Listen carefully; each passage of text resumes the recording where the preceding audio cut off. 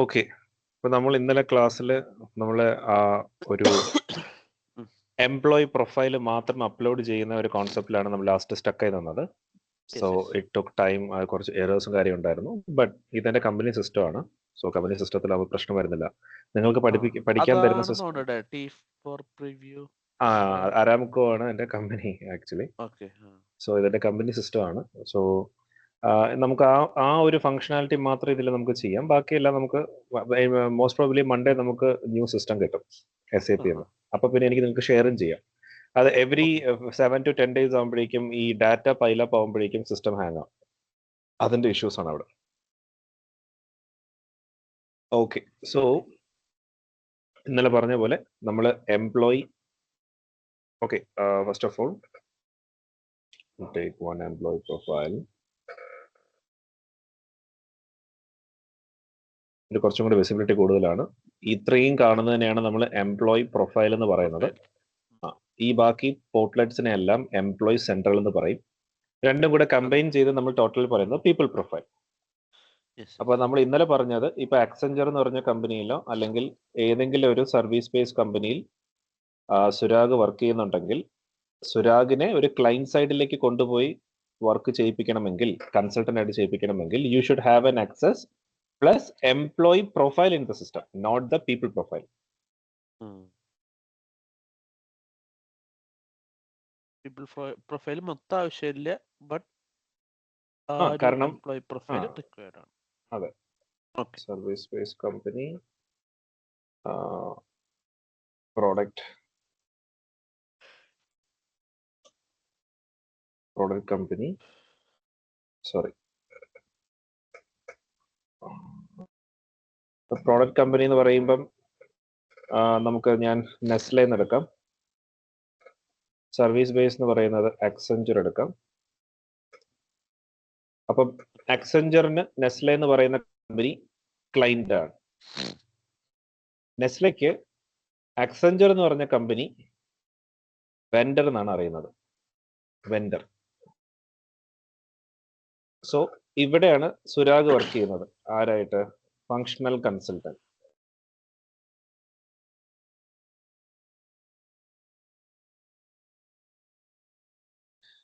ഇവിടെ നെസ്ലെക്ക് SF system ഉണ്ട്. ഈ സിസ്റ്റത്തിലേക്കാണ് സുരാഗിനെ കൊണ്ടുവരേണ്ടത്. പക്ഷേ ഞാൻ പറഞ്ഞു സുരാഗിന് ശമ്പളം കൊടുക്കുന്നത് അക്സെഞ്ചറാണ്. അപ്പൊ സുരാഗിന്റെ അഡ്രസ്സും പേഴ്സണൽ ഡീറ്റെയിൽസും ബാങ്ക് ഡീറ്റെയിൽസും എല്ലാം കീപ്പ് ചെയ്യേണ്ടത് അക്സെഞ്ചറാണ്. നെസ്ലെക്ക് സുരാഗിന്റെ വർക്കിംഗ് ടൈം അനുസരിച്ചും സുരാഗ് എത്ര മണിക്കൂർ വർക്ക് ചെയ്യുന്നോ, എത്ര ദിവസം വർക്ക് ചെയ്യുന്നോ അത് ബില്ല് ചെയ്തിട്ട് അക്സെഞ്ചറിനെ കൊടുക്കുന്നുള്ളൂ.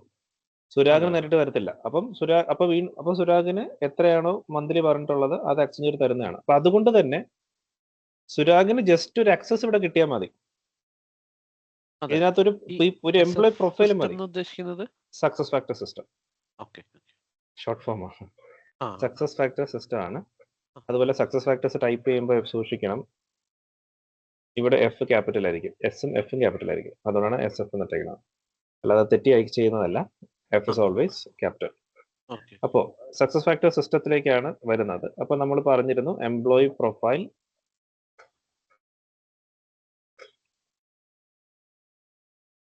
എംപ്ലോയി സെൻട്രൽ,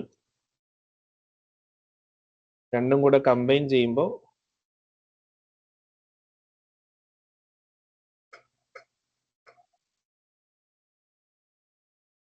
കോപ്പി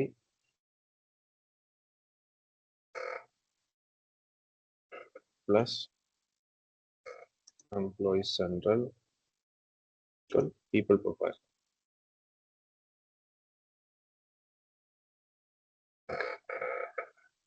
ഇനി നമ്മൾ രണ്ട് ടൂൾസ് ആണ് പഠിച്ചത്. ഒന്ന് എംപ്ലോയി എക്സ്പോർട്ട്. ഈ എംപ്ലോയി എക്സ്പോർട്ടിലാണ് നമ്മൾ UDF ഫയൽ ഡൗൺലോഡ് ചെയ്തത് അല്ലെ, യൂസർ ഡയറക്ടറി ഫയൽ.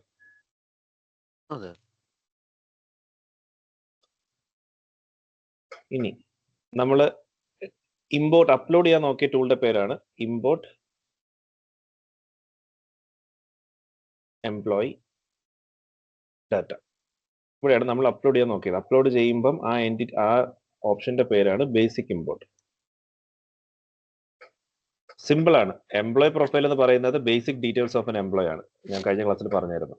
ആ ബേസിക് ഡീറ്റെയിൽസ് നമ്മൾ UDF ഫയലായിട്ട് എംപ്ലോയി എക്സ്പോർട്ട് നിന്ന് ഡൗൺലോഡ് ചെയ്തിട്ട് നമുക്ക് ആവശ്യമുള്ള ഡീറ്റെയിൽസ് മാത്രം ബേസിക് ഇമ്പോർട്ട് എന്ന് പറഞ്ഞ ഓപ്ഷൻ ഉപയോഗിച്ച് ഇമ്പോർട്ട് ചെയ്യുന്നു. എല്ലാം സിസ്റ്റത്തിനകത്ത് തന്നെ നടക്കുന്ന ഓപ്ഷൻസ് ആണ്. അപ്പൊ ഇവിടെ ഈ ടൂളിൻ്റെ അകത്ത് ഞാൻ ഓൾറെഡി ഡൗൺലോഡ് ചെയ്ത് വെച്ചിട്ടുണ്ട്. കഴിഞ്ഞ ക്ലാസ്സിൽ ഡൗൺലോഡ് ചെയ്ത അതേപോലത്തെ ഒരു ഫയൽ തന്നെയാണ്. അപ്പൊ ആ ഫയലിൽ ആകെ ഒരു വ്യത്യാസം എന്ന് പറയുന്നത്, ഞാൻ ഈ കെവിൻ TVM എന്ന് പറയുന്ന ഈ ഫയൽ ഓപ്പൺ ചെയ്യുന്നു.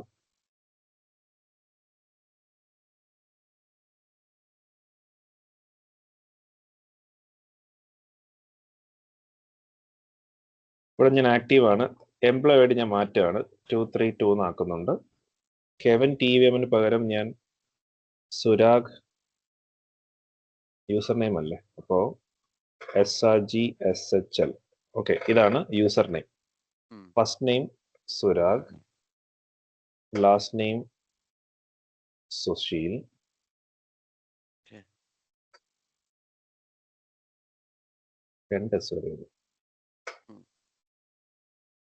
മിഡിൽ നെയിം ഇല്ല, ജെൻഡർ മെയിൽ ആണ്, ഒരു ഇമെയിൽ ID ഡമ്മി ഉണ്ട്. മാനേജർ ഇല്ലെങ്കിൽ നോ മാനേജർ, കാരണം സുരാഗിന്റെ മാനേജർ അക്സെഞ്ചറിലാണ്, നെസ്ലയിലില്ല. HR-ഉം അക്സെഞ്ചറിലാണ്, നെസ്ലയിലില്ല, നോ HR. യൂണിറ്റ് ഇല്ല, ജോബ് കോഡ് ഇല്ല, ഡിവിഷൻ ഇല്ല, ലൊക്കേഷൻ ഒന്നും കൊടുക്കേണ്ട കാര്യമില്ല, കാരണം ഇതൊന്നും അവിടെയായിട്ട് ബന്ധമില്ല. ടൈം സോൺ, ഏത് ടൈം സോണിലാണ് വർക്ക് ചെയ്യുന്നത്, ഓർ യൂറോപ്പ്, അത് ഇഷ്ടമുള്ളവർക്ക് കൊടുക്കാം. ഹയർ ഡേറ്റ് 1/1/2026-ലും. എംപ്ലോയി എന്താണോ യൂസർ ID കൊടുത്തത് അത് തന്നെയാണ് എംപ്ലോയി ID.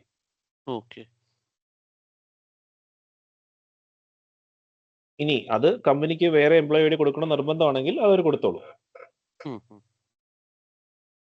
എംപ്ലോയിയുടെ സ്റ്റാറ്റസ് ആക്റ്റീവ് ആയിരിക്കണം. കമ്പനി ഏത് കമ്പനിയിലാണെന്ന് വെക്കണം. ഈ ഒരു കമ്പനിക്ക് 10 ലൊക്കേഷൻ ഉണ്ടെങ്കിൽ ഏത് ലൊക്കേഷനിലുള്ള കമ്പനിക്ക് വേണ്ടി മാത്രമാണ് സുരാഗ് വർക്ക് ചെയ്യുന്നത്. ഓരോ ലൊക്കേഷനും ഓരോ കൺസൾട്ടന്റ് ആയിരിക്കും. ചില കമ്പനി മാത്രം രണ്ടോ മൂന്നോ എൻറ്റിറ്റി അല്ലെങ്കിൽ 2-3 ലൊക്കേഷൻ ഒരു കൺസൾട്ടന്റ് ടേക്ക് കെയർ ചെയ്തോട്ടെന്ന് ചിലത് പറയും. ചില ആൾക്കാർ 5 എണ്ണം ടേക്ക് കെയർ പറയും. ചില ആൾക്കാർ ഓരോന്ന് എടുക്കണം. അത് ഡിപ്പെൻഡ് ചെയ്യും കമ്പനി. കാരണം ഓരോന്ന് എടുക്കുന്നതായിരിക്കും അക്സെഞ്ചറിന് ലാഭം. അത്രയും ബില്ലിംഗ് വരുമല്ലോ. അത് കഴിഞ്ഞ് ഡിപ്പാർട്ട്മെന്റ്, പ്രോജക്റ്റ്, അങ്ങനെ ഒരു കാര്യമില്ല.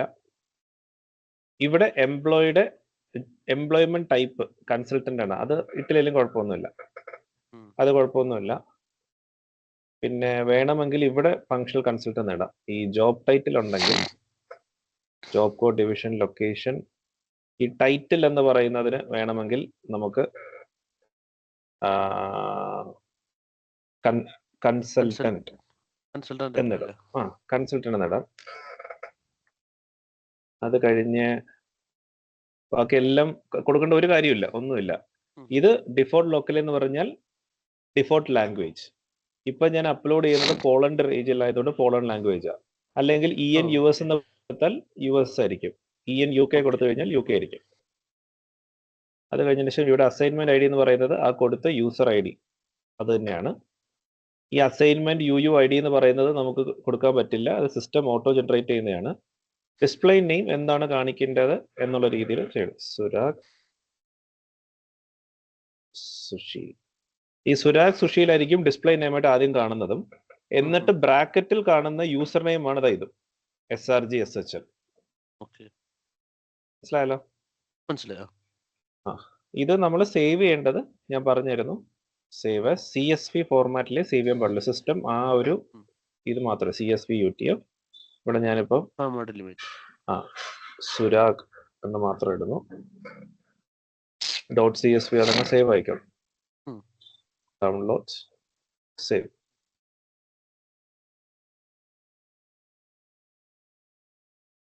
Import employee data.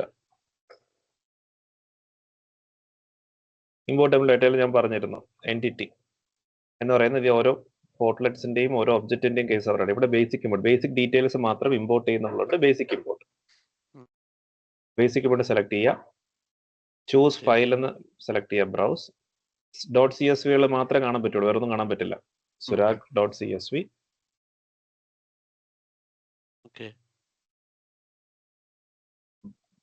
എന്നിട്ട് ഈ ഫയൽ എൻകോഡിങ് ഞാൻ ക്ലാസ്സിൽ പറഞ്ഞു, ക്യാരക്ടർ എൻകോഡിങ്, ഫയൽ എൻകോഡിങ് കാണുന്നതെല്ലാം UTF-8 ആയിരിക്കും.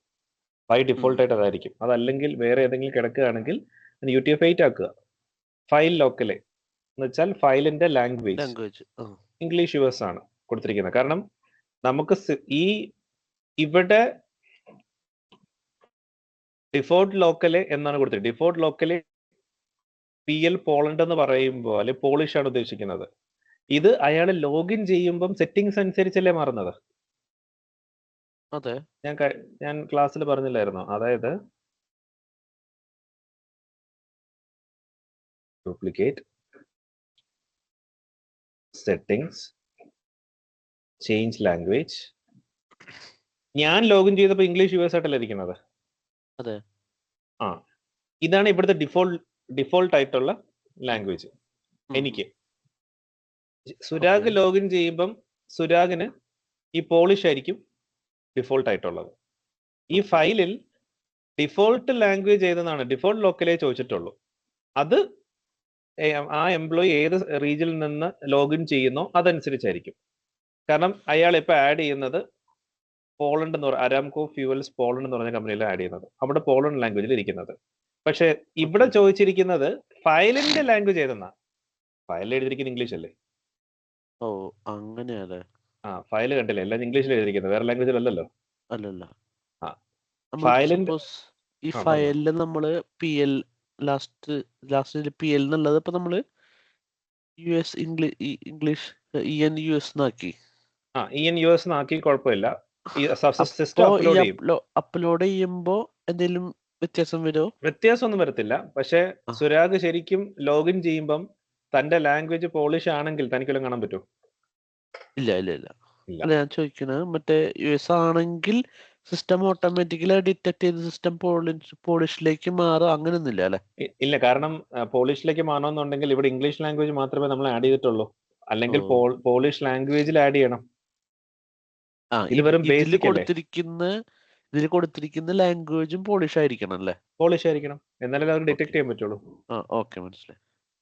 അപ്പം ഇതിലിപ്പം പോളിഷ് ലാംഗ്വേജ് എന്ന് ഞാൻ കൊടുത്തിട്ട്, അതായത് ഇവിടെ പോളിഷ് ലാംഗ്വേജ് എന്ന് കൊടുത്തിട്ട് ഇംഗ്ലീഷ് ലാംഗ്വേജിനെ അപ്ലോഡ് ചെയ്യുമ്പം സിസ്റ്റം ബൈ ഡിഫോൾട്ട് ആയിട്ട് മാറ്റിക്കോളും. പക്ഷേ ഇവിടെ ഞാൻ ഡിഫോൾട്ട് ലാംഗ്വേജ് ഇംഗ്ലീഷ് US എന്ന് കൊടുത്തിട്ട് ഇത് അപ്ലോഡ് ചെയ്താൽ സിസ്റ്റം ഇനി മാറ്റേണ്ട കാര്യമുണ്ടോ? ഇല്ല. ശ്രദ്ധിക്കുക, ഇവിടെ ഞാൻ ഇംഗ്ലീഷ് US എന്ന് കൊടുത്തു, ഞാൻ അപ്ലോഡ് ചെയ്തു. സുരാഗ് ലോഗിൻ ചെയ്യുന്നത് പോളിഷ് ലാംഗ്വേജിലാണ്. എന്തെങ്കിലും വ്യത്യാസം വരുമോ? ഇംഗ്ലീഷ് തന്നെ കാണിക്കില്ലേ? മൊത്തത്തിൽ ഇംഗ്ലീഷിലാണ്. പക്ഷെ ഞാൻ ഡിഫോൾട്ട് ലാംഗ്വേജ് പോളണ്ട് ആക്കിയിട്ട് ഇംഗ്ലീഷ് അപ്ലോഡ് ചെയ്യുമ്പോൾ ഇംഗ്ലീഷ് US ലോഗിൻ ചെയ്യുന്ന ആൾക്ക് ഇംഗ്ലീഷിലും കാണാം, പോളണ്ട് ലാംഗ്വേജിൽ ലോഗിൻ ചെയ്തവർക്ക് പോളണ്ട് ലാംഗ്വേജിലും ഇത് കൺവേർട്ട് ആയിക്കോളും ഓട്ടോമാറ്റിക്കലി. ഓക്കെ.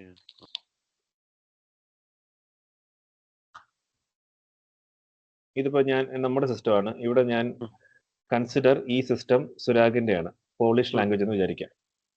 പോളിഷ് ലാംഗ്വേജ് ഇത് കണ്ടു പേടിക്കണ്ട, ഇതാരോ പണ്ടത്രം കാണിച്ചാണ്. അത് കഴിഞ്ഞ് ഇത് ഇവിടെ ഇംഗ്ലീഷ് ലാംഗ്വേജ്.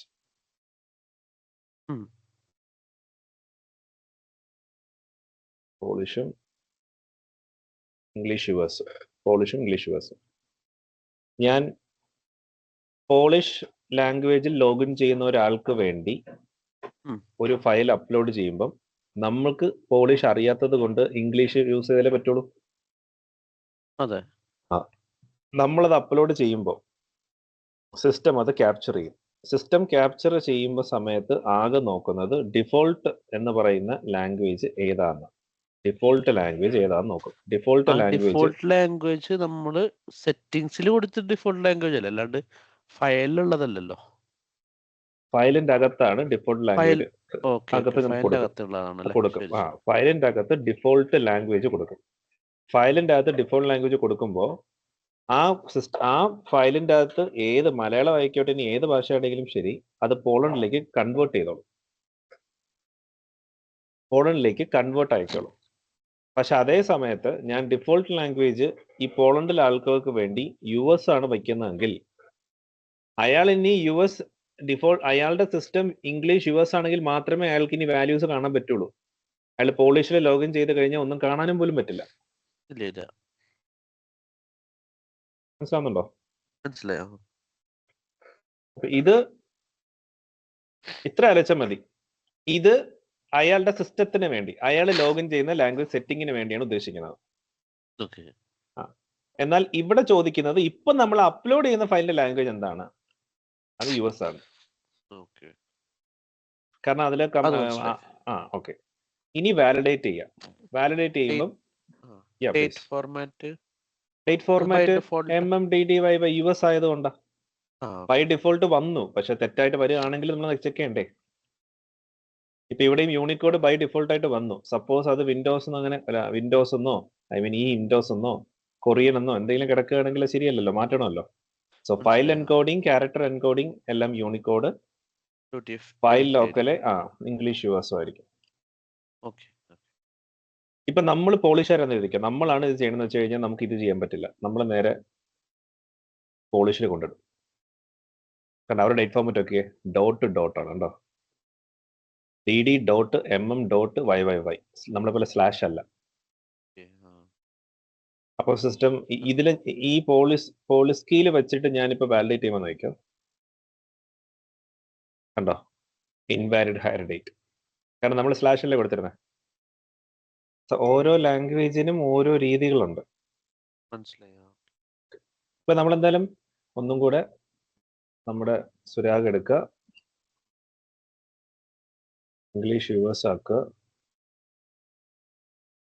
ആദ്യം വാലിഡേറ്റ് ചെയ്യുക, ഫയൽ സക്സസ്ഫുൾ ആണെങ്കിൽ മാത്രം ഇമ്പോർട്ട് ചെയ്യുക. ഇമ്പോർട്ട് ചെയ്തിട്ട് ഒരു 2-3 മിനിറ്റ്സ് കഴിഞ്ഞേ നോക്കാവുള്ളൂ. കാരണം ഇവിടെ എഴുതിയിരിക്കുന്നുണ്ട് import validation process can take up to an hour എന്ന് പറയും. പക്ഷെ നമുക്ക് ഒരു 2-3 മിനിറ്റ് വെയിറ്റ് ചെയ്ത് കഴിഞ്ഞാൽ നമുക്ക് കിട്ടും. ചിലപ്പോൾ 5 മിനിറ്റ് ആയിട്ടായിരിക്കും വരുന്നത്. ഫയൽ സൈസിനെ ഡിപ്പെൻഡ് ചെയ്തിരിക്കുമോ? ഇപ്പോൾ ലാർജ് ഫയൽസ് ആണെങ്കിൽ may take up to 1 hour. ഒരു ഫയലിൽ ഇപ്പൊ 3000 എംപ്ലോയീസിന്റെ ഒരു കാര്യം നമ്മൾ മാസ് അപ്ലോഡ് ഡാറ്റ എന്നൊരു കോൺസെപ്റ്റ് പഠിക്കും. 1000-3000 എംപ്ലോയീസിന് നമ്മൾ ഒറ്റ ഫയൽ അപ്ലോഡ് ചെയ്യാൻ വേണ്ടി നമുക്ക് പറ്റും. അതിനെ മാസ് അപ്ലോഡ് എന്നാണ് വിളിക്കുന്നത്. പക്ഷേ ഓരോ ഫയലിലും മാക്സിമം 500 വയ്ക്കാൻ പാടുള്ളൂ. ഇല്ലെങ്കിൽ 500 വെച്ചാൽ അറ്റ്ലീസ്റ്റ് ഒരു 15 മിനിറ്റ് എങ്കിലും എടുക്കും. 3000 വെച്ച് കഴിഞ്ഞാൽ ചിലപ്പോൾ നാളെ ആയാലും നമുക്ക് റിസൾട്ട് ഇടില്ല. 500ന്റെ 6 ഫയൽ പാർട്ടായിട്ടാണോ ചെയ്യേണ്ടത്? എന്നുവെച്ചാൽ കണക്കെടുക്കുമ്പോൾ 500 ചെയ്താൽ മതി.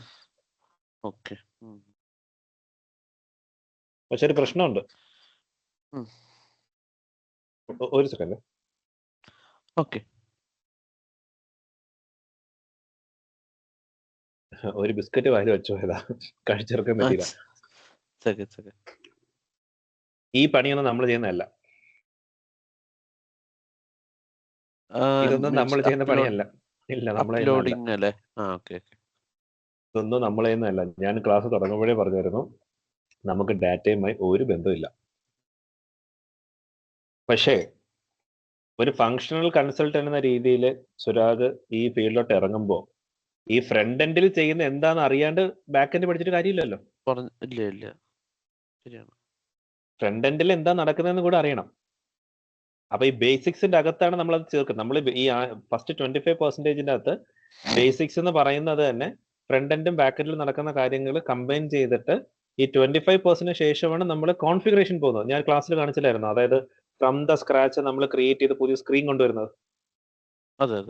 അതൊക്കെയാണ് ഫങ്ഷൻ കൺസൾട്ട് ചെയ്യുന്നത്. ഇതൊക്കെ ഒരു എൻഡ് യൂസർ ചെയ്യുന്നതാണ്. അതായത് ഈ നെസ്ലയിൽ വർക്ക് ചെയ്യുന്ന എക്സാമ്പിൾ പറഞ്ഞാൽ സുരാഗ് എപ്പോഴും ആക്സസിൽ ഇരിക്കുകയല്ലേ. സുരാഗിന് ഓൾറെഡി നെസ്ലയിൽ ആക്സസ് ഇല്ല.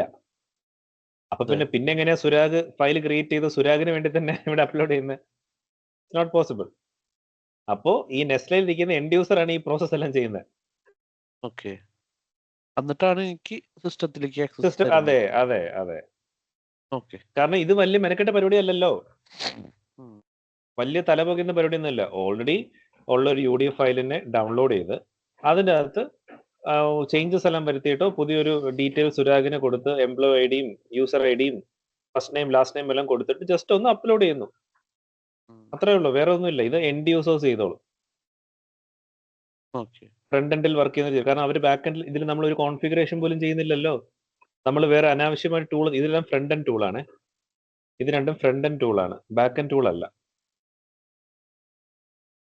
സോ ഓൾവേസ് റിമെമ്പർ, ഡാറ്റ നമ്മൾ തൊടാറില്ല, ഈ വക പണിയൊന്നും നമ്മൾ ചെയ്യാറില്ല. ഇതെല്ലാം എൻഡ് യൂസേഴ്സ് ചെയ്യുന്നതാണ്. ബട്ട് ഇത് അറിയാണ്ട് മുന്നോട്ട് പോയിട്ട് കാര്യമില്ല, കാരണം ഇങ്ങനെ ഒരു ചോദ്യം ചെയ്യുമ്പോൾ എനിക്കത് അറിയില്ല എന്ന് പറയാൻ പറ്റില്ല.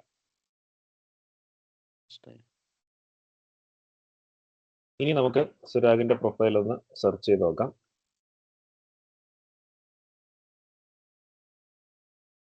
സുരാഗ് സുശീൽ വന്നുണ്ടോ? സുരാഗ് സുശീൽ, ആ ബ്രാക്കറ്റിൽ SRG SHL കൺസൾട്ടന്റ്. ഇനി ഓപ്പൺ ചെയ്യുമ്പോൾ ഇത്രയും ഡീറ്റെയിൽസ് മാത്രമേ ഉള്ളൂ. വേറെ അതാണ്ട് പേഴ്സൺ ID, നമ്മുടെ യൂസർ ID ഉണ്ട്, അല്ലെങ്കിൽ എംപ്ലോയി ID ഉണ്ട്. വേറെ എന്തെങ്കിലും ഉണ്ടോ? ഇല്ല, അത് മറ്റേതൊക്കെ ഓട്ടോമാറ്റിക്കലി ഡിറ്റക്ട് ചെയ്തതാണ്. കേട്ടില്ല. അപ്പൊ യൂസർ ID കാര്യങ്ങളൊക്കെ ഓട്ടോമാറ്റിക്കലി ഡിറ്റക്ട് ചെയ്തു. ബാക്കി ഇൻഫർമേഷൻ ഒന്നും നമ്മൾ കൊടുക്കാത്തതുകൊണ്ട് അതൊന്നും റിഫ്ലക്ട് ചെയ്തിട്ടില്ല.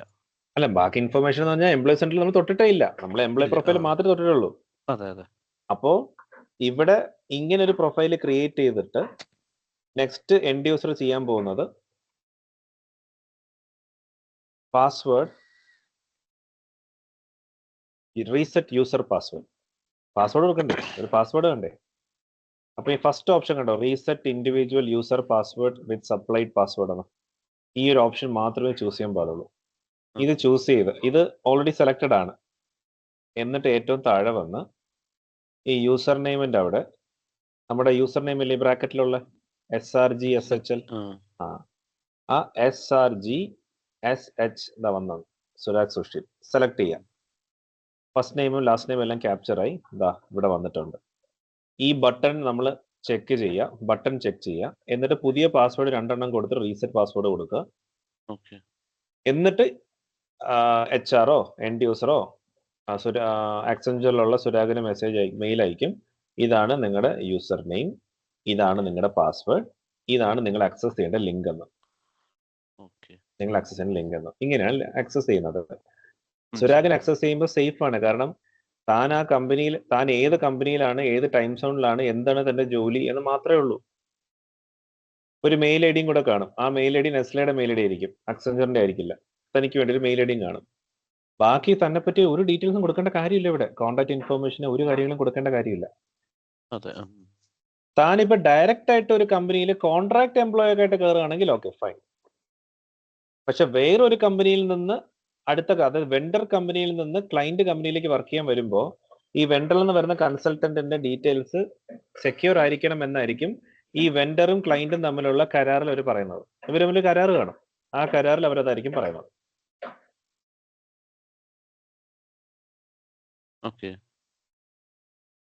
പിന്നെ വൺസ് ഇപ്പൊ ആക്സെഞ്ചറിന് 100 കണക്കിന് ക്ലയന്റ് കാണും, ഡസന്റ് മാറ്റർ.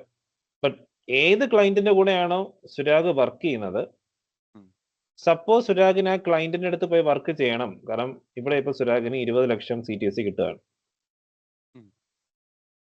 ഈ ക്ലയന്റ് പറയണം ഞങ്ങൾ 30 ലക്ഷം CTC തരാം എന്ന് പറയുമ്പോൾ സ്വാഭാവികമായിട്ട് നമുക്ക് ചാടാൻ തോന്നില്ലേ? അങ്ങോട്ടേക്ക് പോകാൻ തോന്നുമല്ലോ. പക്ഷേ ഈ കമ്പനിയിൽ ഇരുന്നുകൊണ്ട് സുരാഗ് ഏതൊക്കെ ക്ലയന്റിന്റെ കീഴിൽ വർക്ക് ചെയ്തിട്ടുണ്ടോ ആ ക്ലയന്റിന്റെ കമ്പനിയിലോട്ട് പോകണമെങ്കിൽ ആക്സെഞ്ചറിന് റിസൈൻ ചെയ്തിട്ട് മിനിമം 2 വർഷമെങ്കിലും കഴിയാതെ ജോയിൻ ചെയ്യാൻ പറ്റില്ല. അതിന് മുന്നേ ജോയിൻ ചെയ്തെന്നെങ്ങനെ ആക്സെഞ്ചർ അറിഞ്ഞാൽ സുരാഗിനെതിരെ ലീഗൽ ആക്ഷൻസ് എടുക്കാൻ പറ്റും, ഭരണ കാശ് എടുക്കാൻ പറ്റും. ബ്രീച്ച് ഓഫ് കോൺട്രാക്ട് ആണ്. അല്ല ഇവനെല്ലാം ചേർത്തില്ലേ. ഇനി ഇവിടെ ഒരു പ്രശ്നം എന്ന് പറഞ്ഞാൽ ഇപ്പൊ സുരാഗിന് 20 ലക്ഷം കിട്ടി, 2025 20 ലക്ഷം കിട്ടി. 2026 ആവുമ്പോഴേക്കും സുരാഗിന് 30 ലക്ഷം രൂപ പ്രോഡക്റ്റ് കമ്പനി ഓഫർ ചെയ്തു. സുരാഗ് അങ്ങോട്ട് ചാടി. 2027 ആവുമ്പം സുരാഗിന് ഒരു 31 ലക്ഷം കിട്ടും ഇവിടെ. പക്ഷെ ഇവിടെ ഇരുന്നിരുന്നെങ്കിൽ സുരാഗിന് ഒരു 24 ലക്ഷം ഇപ്പൊ കിട്ടും, അത് കഴിഞ്ഞ് ഒരു 32 ലക്ഷം കിട്ടും. പോട്ടെ, ഇവിടെ ഒരു 30 ലക്ഷം കിട്ടും, അപ്പോൾ 1 ലക്ഷം കൂടുതൽ എന്നുള്ള രീതിയിൽ. ഇനി 2028 ആണെങ്കിൽ സുരാഗിന് ഒരു 32 4 5 ലക്ഷം കിട്ടുമ്പോൾ ഇവിടെ അപ്പോഴും 32 ലക്ഷം കിട്ടത്തുള്ളൂ. ഇവിടെ ആദ്യത്തെ ഒരു വലിയ ഹൈക്ക് കാണും, പിന്നെ കാണത്തില്ല. പക്ഷെ ഇതെല്ലാമാണ് പ്രോഡക്റ്റ് കമ്പനിയിൽ സാധാരണ നടക്കുന്നത്. ശമ്പളം അങ്ങനെ വലിച്ചു നീട്ടി തരില്ല. സർവീസ് ബേസ്ഡ് കമ്പനിയിലാണ് ഇങ്ങനെ വാരി വലിച്ച് തരുന്നത്. പക്ഷെ നമ്മുടെ സ്മാർട്ട്നെസ് അനുസരിച്ചിരിക്കും നമുക്ക് ഇത്രയും കിട്ടണോ വേണ്ടെന്നുള്ളത്. മനസ്സിലായോ? ഇത് കിട്ടുന്ന ആൾക്കാർ ഇത് ചുരുക്കമെന്നല്ല, ഒരുപാട് പേർക്ക് കിട്ടുന്നുണ്ട് ഇങ്ങനെ ശമ്പളം. നമ്മൾ വിചാരിക്കുന്ന പോലെ ടോപ്പ് എൻഡ് എന്നുള്ളതല്ല. 8 9 7 6 വർഷം എക്സ്പീരിയൻസ് ഉള്ളവരൊക്കെ കറന്റ്ലി വാങ്ങുന്ന സാലറി 24 ലാഖിന് മുകളിലാണ്. എന്നാൽ അതേ സമയത്ത് പ്രോഡക്റ്റ് കമ്പനിയിൽ ഈ 30 ലക്ഷം കിട്ടണമെങ്കിൽ തന്നെ എടുക്കും 15 വർഷം. 15 വർഷം എന്ന് പറഞ്ഞാൽ ഫങ്ഷണൽ കൺസൾട്ടന്റ് ആയിട്ട് വർക്ക് ചെയ്ത് 15 വർഷം എക്സ്പീരിയൻസ് ഉള്ളവർക്കാണ് ഇത് കിട്ടുന്നത്. ഡയറക്റ്റ് ഇപ്പം ഒരു എൻഡ് യൂസറായി വർക്ക് ചെയ്യുന്ന ഒരാൾക്ക് ഈ 30 ലക്ഷം കിട്ടണമെന്നുണ്ടെങ്കിൽ മിനിമം ഒരു 25 വർഷങ്ങളും എക്സ്പീരിയൻസ് വേണം.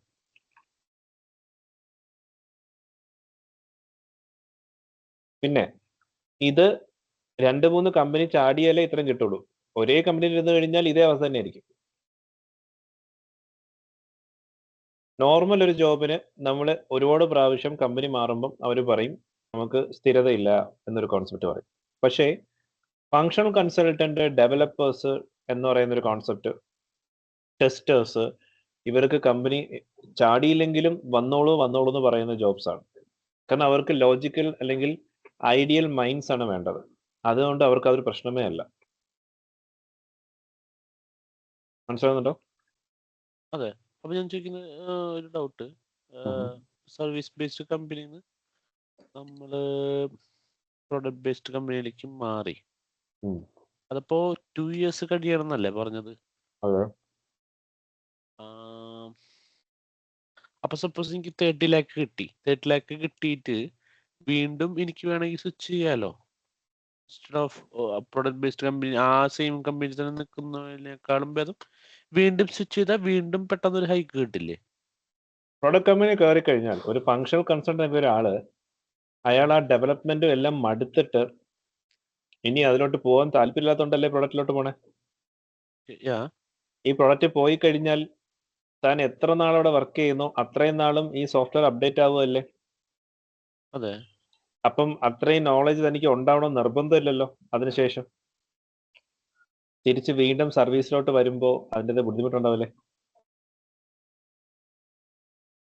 കമ്പനി സെലക്ട് ചെയ്യാൻ വേണ്ടി അവര് 100 പേര് ഇന്റർവ്യൂക്ക് വരുമ്പോൾ 12 ആപ്ലിക്കേഷൻസേ ഉള്ളൂ.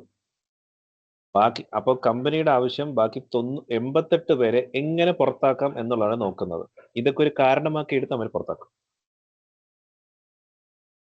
നിങ്ങൾ എന്തുകൊണ്ട് പ്രൊഡക്റ്റ് കമ്പനി പോയി, അപ്പോൾ നിങ്ങൾക്ക് പിന്നെ എന്തുകൊണ്ട് തിരിച്ച് ഇങ്ങോട്ട് വരുന്നു? ഓരോ കാരണം ഉണ്ടാക്കി നമ്മൾ പറയുന്ന ആൻസറിനെ ഒരു കാരണമാക്കി അവന്മാർ എങ്ങനെ നമ്മളെ കാലേ വരി കമത്തി അടിക്കാം എന്നുള്ള രീതിയിലാണ് അവർ നോക്കുന്നത്. സോ പ്രൊഡക്റ്റ് കമ്പനിയിലോട്ട് പോയി കഴിഞ്ഞാൽ പിന്നെ പ്രൊഡക്റ്റ് കമ്പനിയിലോട്ട് ചാടുന്നതിലെ കാര്യമുള്ളൂ. പ്രൊഡക്റ്റ് കമ്പനി എന്ന് പറയുന്നത് ചാടുന്ന ആൾക്കാർ സ്റ്റാർട്ടിങ് ഓഫ് ദ കരിയറിൽ ചാടിക്കഴിഞ്ഞാൽ അവർ മണ്ടരാണ്. നമ്മൾ സർവീസ് ബേസ്ഡ് കമ്പനി തന്നെ നിൽക്കണം. ഒരു മിനിമം ഒരു 15 വർഷം എക്സ്പീരിയൻസ് കഴിഞ്ഞിട്ട് ഇങ്ങോട്ട് പോയാൽ you are not a consultant, you will be like business development manager അങ്ങനെയൊക്കെ പറഞ്ഞു പോകും.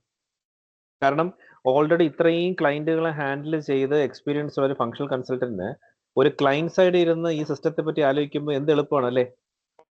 കാരണം ഓൾറെഡി സുരാഗിന് അറിയാം എന്തൊക്കെ സംഭവിക്കും, എന്തൊക്കെ സംഭവിക്കത്തില്ല, എന്തൊക്കെയാണ് ചെയ്യാൻ പറ്റുന്നത്.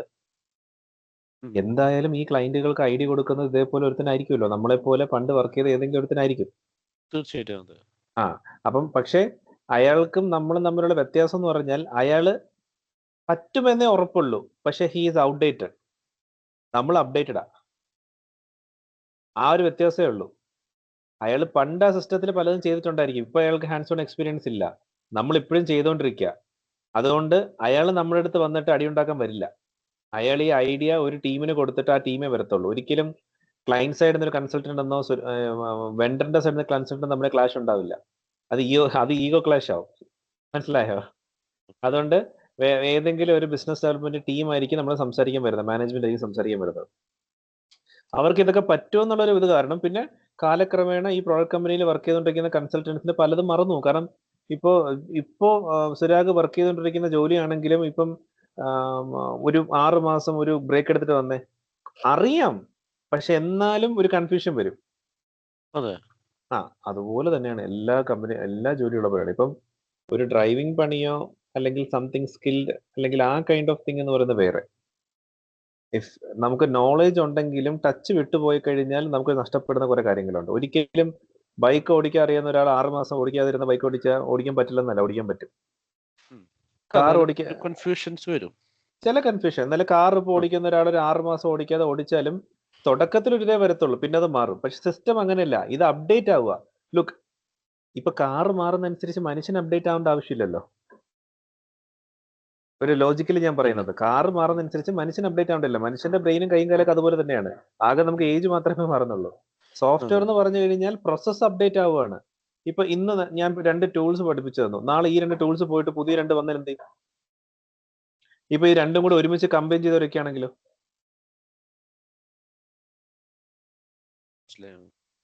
ഇല്ലെങ്കിൽ ഇപ്പൊ അവര് പറയണം, ഓക്കെ നമുക്ക് ഇനി UDF ഫയല് ഡൗൺലോഡ് ചെയ്യാം, ഇമ്പോർട്ട് എന്ന് പറയുന്ന കോൺസെപ്റ്റ് വേണ്ട, ഇമ്പോർട്ടിന് പകരം പുതിയൊരു ടൂൾ കൊണ്ടുവരാം. എന്തായാലും നമ്മൾ 4-5 ഡീറ്റെയിൽസ് മാത്രമേ ആഡ് ചെയ്യുന്നുള്ളൂ. എന്നാൽ ആ ഫീൽഡ് മാത്രം വെച്ച് ഒരു ടൂൾ ഉണ്ടാക്കിയാൽ പോരെ? എളുപ്പമല്ലേ? ഇങ്ങനത്തെ ഒരു ഫയൽ ഉണ്ടാക്കുന്നേക്കാളും ഒരു 5-6 ഫീൽഡ് ഞാൻ അന്ന് ഉണ്ടാക്കിയ ആ സ്ക്രീൻ പോലെ ഒരു 6-7 ഫീൽഡ് ഉണ്ടാക്കിയിട്ട് എന്താണ് യൂസർ ID, എന്താണ് user name, first name, last name, ഒരു ഡീറ്റെയിൽസ് മതി, ഹയർ ഡേറ്റ്, ഒരു എംപ്ലോയ് പ്രൊഫൈലും ക്രിയേറ്റ് ചെയ്താൽ പോരെ? എന്തിനാണ് വെറുതെ ഇങ്ങനത്തെ ഒരു പ്രോസസ്സ്? ഒന്ന് നാളെ വന്നു കഴിഞ്ഞാൽ വർക്ക് ചെയ്യുന്ന ഒരാൾക്കല്ലേ അറിയത്തുള്ളൂ ഇങ്ങനെ ഒരു പ്രോസസ്സ് ഉണ്ട്, മാറി, പുതിയാണ് ചെയ്യാൻ പോണെന്ന്. ഇത്രയും നാൾ അതിനായിട്ട് ഒരു ബന്ധമില്ലാതെ ഒരു ഫോളോ അപ്പ് ചെയ്യാത്ത ഒരാൾ പെട്ടെന്ന് ഒരു മാസം കഴിഞ്ഞ് വരുമ്പോഴേക്കും ടൂളേ ഇല്ലെന്ന് പറയുമ്പോൾ കൺഫ്യൂസ്ഡ് ആവില്ലേ? അതെ തീർച്ചയായിട്ടും. ആ ഒരു ഇതാണ്. ഓക്കെ, അപ്പോൾ ഉറപ്പായല്ലോ, നമുക്ക് എംപ്ലോയി പ്രൊഫൈൽ മാത്രം മതി, നമുക്ക് പാസ്വേഡ് റീസെറ്റ് ചെയ്ത് കൊടുക്കാം, എംപ്ലോയി സെൻട്രലിന്റെ ആവശ്യമില്ല. ഇത് രണ്ടും ഉണ്ടെങ്കിൽ അതിനെ പീപ്പിൾ പ്രൊഫൈൽ എന്ന് പറയും.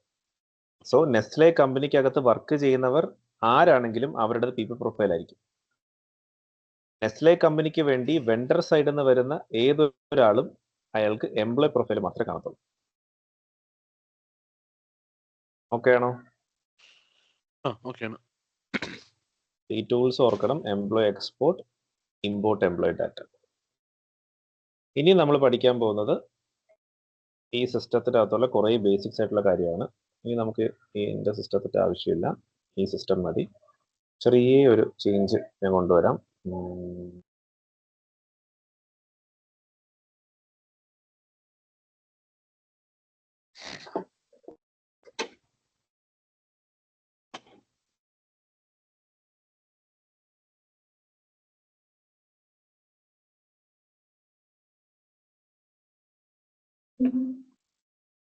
ഈ പീപ്പിൾ പ്രൊഫൈലിന്റെ ലേറ്റസ്റ്റ് വേർഷൻ എന്നത് ആർക്കും ഇഷ്ടമല്ല, ഒരു കമ്പനിക്ക് ഇഷ്ടമല്ല.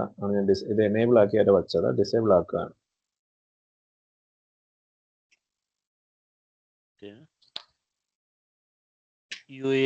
ഔട്ട്ഡേറ്റഡ് ആയി അതുപോലെ ആയതുകൊണ്ടാണോ? അല്ല, ഇതാണ് എല്ലാവർക്കും ഇഷ്ടം, മറ്റേത് ആർക്കും ഇഷ്ടമല്ല. ആ ഡിസൈൻ എല്ലാവരും കംപ്ലൈന്റ് ചെയ്തിട്ട് SAP മാറ്റാനുള്ള പരിപാടി നോക്കുക. അതിനിടയ്ക്ക് കുറേ കമ്പനി അത് യൂസും ചെയ്തു പോയി, അതുകൊണ്ടാണ് അങ്ങനെ വരുന്നത്. അത് ബോധരാവണ്ട, ഞാൻ പറഞ്ഞുതരാം, കുഴപ്പമില്ല. ഇനി നമ്മൾ പഠിക്കാൻ പോകുന്നത് ഓരോ പാർട്ട് ബൈ പാർട്ടായിട്ട് എന്താണ് എന്നുള്ളത് പഠിക്കാൻ പോകുന്നത്. കുറച്ച് എളുപ്പത്തിലാണ് പഠിക്കാനായിട്ട് പോകുന്നത്. ഈ ഒരു ഹെഡിങ് നോക്കിയാൽ മതി, ഞാൻ ഡോക്യുമെന്റ് ചെയ്ത് വെച്ചിരിക്കുന്നതാണ്. എംപ്ലോയി പ്രൊഫൈൽ എന്ന് പറയുന്നത് ബേസിക് ഡീറ്റെയിൽസ് ആണ്. അത് UDF ആണ്, യൂസർ ഡയറക്ടറി ഫയലാണ്. അതിനെ മിനി മാസ്റ്റർ ഡാറ്റ എന്ന് വിളിക്കും. ഫയൽ ഫോർമാറ്റ് അല്ലെങ്കിൽ എൻകോഡിംഗ് കണ്ടോ, UTF-8. Tool to extract UDF, അത് user directory file, employee export. Tool to upload or import UDF, basic import employee data. Employee central എന്ന് പറയുന്നത് information on portal or portlet wise. Okay ആണേ? Clear. ഇനി നമ്മൾ നോക്കുന്നത് ഈ category of employees ആണ്. Normal എല്ലാ കമ്പനീസിലും എംപ്ലോയീസിന്റെ കാറ്റഗറി എന്ന് പറയുന്നത് ഒന്നെങ്കിൽ പെർമനന്റ് എംപ്ലോയി, അതിനെ നമ്മൾ റെഗുലർ എംപ്ലോയി എന്നും പറയും. റെഗുലർ ആയിട്ട് ഉള്ള എംപ്ലോയി. വേറെ ഒരെണ്ണം എന്ന് പറയുന്നത് ഈ ടെമ്പററി അല്ലെങ്കിൽ കോൺട്രാക്ട് അല്ലെങ്കിൽ ഈ ഇന്റേൺസ് അല്ലെങ്കിൽ സ്റ്റുഡൻസ് ഇങ്ങനെയുള്ള കാറ്റഗറി കുറെ ആൾക്കാരുണ്ടല്ലോ. ഇവരെല്ലാം താൽക്കാലികമല്ലേ, പെർമനന്റോ റെഗുലറോ അല്ലല്ലോ, താൽക്കാലികമാണ്. താൽക്കാലികമാണ്. താൽക്കാലികമുള്ള ആൾക്കാരെ നമ്മൾ സിസ്റ്റത്തിൽ വിളിക്കുന്ന പേരാണ് കണ്ടിൻജന്റ് വർക്കേഴ്സ്. ഇത് സ്റ്റാൻഡേർഡ് ടെർമിനോളജിയാണ്. പെർമനന്റ് എംപ്ലോയി റെഗുലർ എംപ്ലോയീസ് എന്നാണ് പറയുന്നത്. ടെമ്പററി അതിൽ വ്യത്യാസമൊന്നുമില്ല. പെർമനന്റിന് നമ്മൾ പെർമനന്റ് എംപ്ലോയീസ് എന്നുള്ളത് നമ്മള് ഐ മീൻ ഇന്ത്യൻ അല്ലെങ്കിൽ ഏഷ്യൻ റീജിയൻസിൽ മാത്രം പറയുന്നതാണ് ഈ പെർമനന്റ് എംപ്ലോയി എന്ന് പറയുന്നത്. റെഗുലർ എംപ്ലോയി എന്നുള്ളതാണ് യൂറോപ്യൻ റീജിയനും ബാക്കിയെല്ലായിടത്തും പറയുന്നത്. ടെമ്പററി, കോൺട്രാക്ട്, ഇന്റേൺ, സ്റ്റുഡൻസ് എന്ന് പറയുന്നത് നമ്മൾ ഈ കൂടുതലും എല്ലായിടത്തും പറയുന്നത് തന്നെയാണ്. പക്ഷെ അവർ സിസ്റ്റത്തിന്റെ പെർസ്പെക്റ്റീവില് സിസ്റ്റത്തിന്റെ അകത്ത് കണ്ടിൻജന്റ് വർക്കേഴ്സ് എന്നാണ് നമ്മൾ ഇവരെല്ലാവരും അറിയപ്പെടുന്നത്. കാരണം ഇവർക്കൊക്കെ ഒരു വ്യത്യാസം എന്ന് പറഞ്ഞാൽ റെഗുലർ എംപ്ലോയീസിന് നോ കോൺട്രാക്ട് എൻഡ് ഡേറ്റ്, അവർ കോൺട്രാക്ട് ഉള്ളവരല്ലല്ലോ. അപ്പൊ അവർക്ക് കോൺട്രാക്ട് എൻഡ് ഡേറ്റ് എന്നൊരു സംഭവം അവരുടെ പീപ്പിൾ പ്രൊഫൈലിൽ കാണില്ല. പക്ഷെ കണ്ടിൻജന്റ് വർക്കേഴ്സിന് കോൺട്രാക്ട്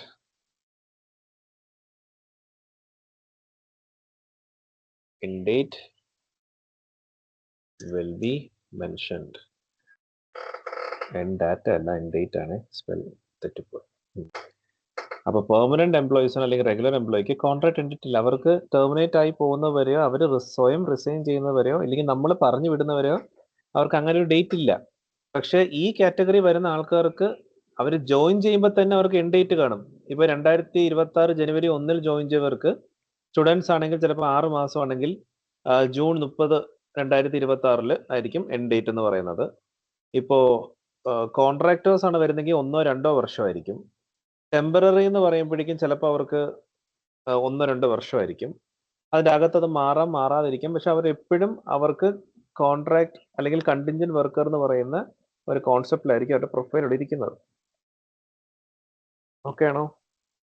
മനസ്സിലായി. ഓക്കെ. ഇനി 2 കാര്യങ്ങളാണ് സൂക്ഷിച്ച് നോക്കേണ്ടത്. അത് ഒരിക്കലും മറന്നു പോകരുത്. ഹോം, ഒരാളുടെ എംപ്ലോയി പ്രൊഫൈൽ എടുക്കാം. ആരെടുക്കാം? കാർല.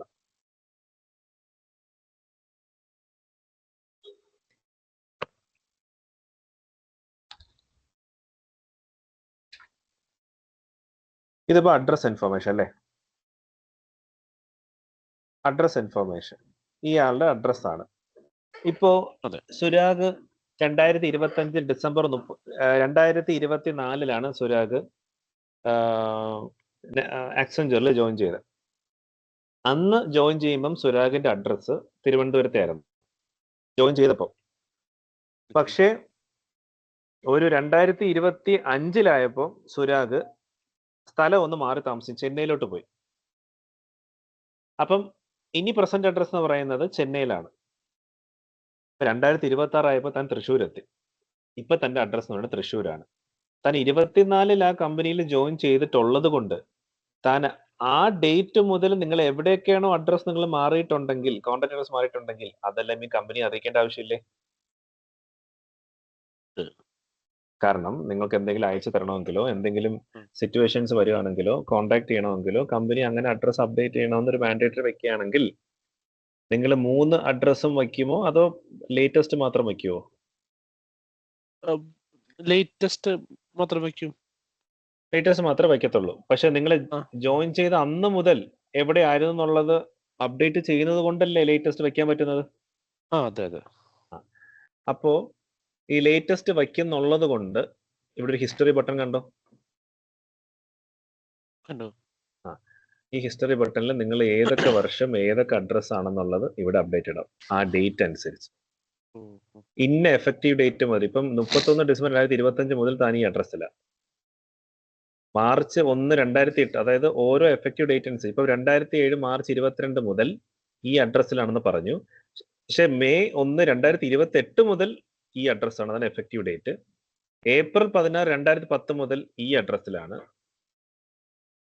അപ്പൊ മാർച്ച് 30 വരെ ഈ ഏപ്രിൽ 16 ഉള്ള അഡ്രസ്സാണ്. പക്ഷെ മാർച്ച് 31 മാറി. മാർച്ച് 31, 2011 മുതൽ ഡിസംബർ 29, 2025 വരെ ഈ മാർച്ച് 31 കൊടുത്തിരിക്കുന്ന അഡ്രസ്സാണ്. പക്ഷെ ഡിസംബർ 30 ആയപ്പോ മാറി. ഇപ്പോ ഡിസംബർ 31 മുതൽ ഇനി അടുത്തൊന്ന് മാറുന്നത് വരെ ഈ അഡ്രസ്സിലായിരിക്കും. മനസ്സിലായോ? മനസ്സിലായോ? അപ്പൊ ഒരു ഹിസ്റ്ററി ഇവിടെ കീപ്പ് ചെയ്യുന്നുണ്ട്. ഇനി പേഴ്സണൽ ഇൻഫോ, അത് ബയോഗ്രാഫി എന്ന് പറയുന്നത്. ബയോഗ്രാഫി എന്ന് പറയുന്നത് ഞാൻ ഓരോന്ന് എഴുതി തരാം, കുഴപ്പമില്ല. ഈ പേഴ്സണൽ ഇൻഫോയിലെ ഡേറ്റ് ഓഫ് ബർത്ത് നമുക്ക് ഹിസ്റ്ററി കീപ്പ് ചെയ്യാൻ പറ്റൂ? ഇല്ല, ചിഹ്നം കാണിക്കുന്നില്ല. അല്ല, ഹിസ്റ്ററി കീപ്പ് ചെയ്യാൻ പറ്റുമോ? എനിക്ക് എത്ര ഡേറ്റ് ഓഫ് ബർത്ത് ഉണ്ട്? അതിലും ഇല്ല. ശരി. ഇല്ല, ഒന്നാണ്. കമ്പനി തരുന്ന പേഴ്സൺ ഐ ഡി ഒരിക്കലും ഒറ്റൊരെണ്ണല്ലേ തരുള്ളൂ. അതെ അതെ. Birth name, place of birth, country of birth, date of death ഇല്ലെങ്കിലും spouse date of birth. Okay, അത് ഇതാരോ കസ്റ്റമായിട്ട് ഉണ്ടാക്കിയതാണ്, നമുക്കത് ഉണ്ടാക്കാം. എംപ്ലോയ്മെന്റ് സ്റ്റാറ്റസ്, പാസ്വേഡ്, ഇതൊക്കെ തെറ്റാണ്. ചേഞ്ച് വരുന്നൊരു സംഭവമല്ല. അല്ല, ഇതൊന്നും ചേഞ്ച് വരുന്നതല്ല, അതുകൊണ്ട് ഹിസ്റ്ററി ഇല്ല. ഓക്കെ. കോണ്ടാക്ട് ഇൻഫോർമേഷൻ ഇവിടെ സൂക്ഷിക്കണം. കോണ്ടാക്ട് ഇൻഫോർമേഷനിൽ ഇപ്പോ എനിക്ക് സുരാഗിനെ വിളിച്ചാൽ കിട്ടുന്ന നമ്പർ അല്ലേ എനിക്ക് വേണ്ടത്? അല്ലാതെ താൻ കഴിഞ്ഞ വർഷം ഉപയോഗിച്ച നമ്പർ ഇതാന്ന് പറഞ്ഞാൽ കൊടുക്കൂ? ഇപ്പൊ ഉപയോഗിക്കാത്തൊരു നമ്പർ ഇല്ല. ഇപ്പം കോണ്ടാക്ട് ചെയ്യേണ്ട മെയിൽ ഐ ഡിയിൽ എനിക്ക് വേണ്ടത്.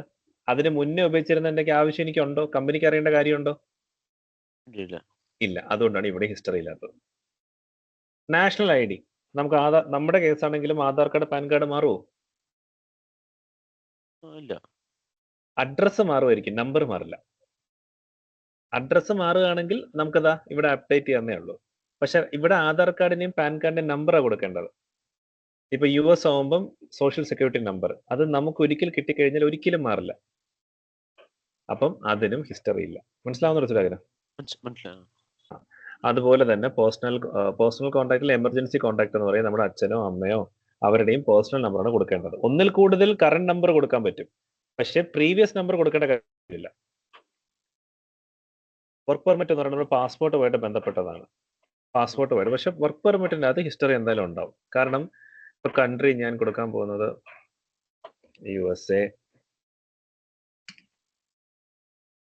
യുണൈറ്റഡ് സ്റ്റേറ്റ്സ് എന്നായിരിക്കും. United States. ഡോക്യുമെന്റ് ടൈപ്പ് ഞാൻ പാസ്പോർട്ടിന് കൊടുക്കുന്നു. പാസ്പോർട്ട് നമ്പർ M546 എന്തെങ്കിലും കൊടുക്കാം, കുഴപ്പമില്ല. ഇഷ്യൂ ഡേറ്റ് ജനുവരി ഇത്ര, അതോറിറ്റി ഒന്നും കൊടുക്കുന്നില്ല, എന്നാലും സേവ് ചെയ്യുന്നു. പാസ്പോർട്ട് ഡീറ്റെയിൽസ് സേവ് ചെയ്യുന്നു. അത് കഴിഞ്ഞതിന് ശേഷം വീണ്ടും എഡിറ്റ് കൊടുക്കുക. ഡേറ്റ് കൊടുത്തിട്ടില്ല, അതാണ് പ്രശ്നം. Issue date, expiry date 2027/14. Add work permit info. ഇവിടെ വർക്ക് പെർമിറ്റ് ഒരെണ്ണം കൊടുത്തു. ഇനി അടുത്ത വർക്ക് പെർമിറ്റിന് ആഡ് എന്ന് കൊടുത്തപ്പോൾ വന്നു. അപ്പം ഇങ്ങനെ വന്നുകൊണ്ടിരിക്കും. സോ ഈ സിസ്റ്റത്തിൽ ഇതിന് ഹിസ്റ്ററി ഇല്ല. ഓക്കെ, കുഴപ്പമില്ല. Work permit at A time ഒന്നേ വയ്ക്കത്തുള്ളൂ, ഫുൾ ഹിസ്റ്ററി വരുന്നില്ല. പക്ഷെ ഇവിടെ ഹിസ്റ്ററി വരേണ്ടതാണ്. ബട്ട് സ്റ്റിൽ ഈ സിസ്റ്റത്തിൽ ഈ കാണുന്ന വർക്ക് പെർമിറ്റ് ഇൻഫോ എന്ന് പറയുന്ന ഈ ഒരു പോർട്ടലെറ്റ് കസ്റ്റമാണ്, സ്റ്റാൻഡേർഡ് അല്ല. ശരിക്കും സ്റ്റാൻഡേർഡ് ഞാൻ കൊണ്ടുവരാം. ഈ സിസ്റ്റം ഒന്ന് റെഡി ആവട്ടെ. ഇതിപ്പോ ഞാൻ പഴയ സിസ്റ്റമാണ്, ഇതൊന്ന് റെഡി ആവട്ടെ. മൺഡേ ആകുമ്പോൾ നമുക്ക് സിസ്റ്റം കിട്ടും. അത് കഴിഞ്ഞ ഫാദർ മദർ നെയിം ഒരിക്കലും ഹിസ്റ്ററി വെക്കാൻ പറ്റില്ലല്ലോ. ഇല്ല. ഓക്കെ, അപ്പം ഹിസ്റ്ററി ഉള്ള പോർട്ട്ലെറ്റ്സിനെ നമ്മൾ വിളിക്കുന്ന പേരാണ് എഫക്റ്റീവ് ഡേറ്റഡ് പോർട്ട്ലെറ്റ്സ്. ഇനി ഹിസ്റ്ററി ഇല്ലാത്ത പോർട്ട്ലെറ്റ്സ് വിളിക്കുന്ന പേരാണ് നോൺ എഫക്റ്റീവ് ഡേറ്റഡ് പോർട്ട്ലെറ്റ്സ്. ഓർക്കുക,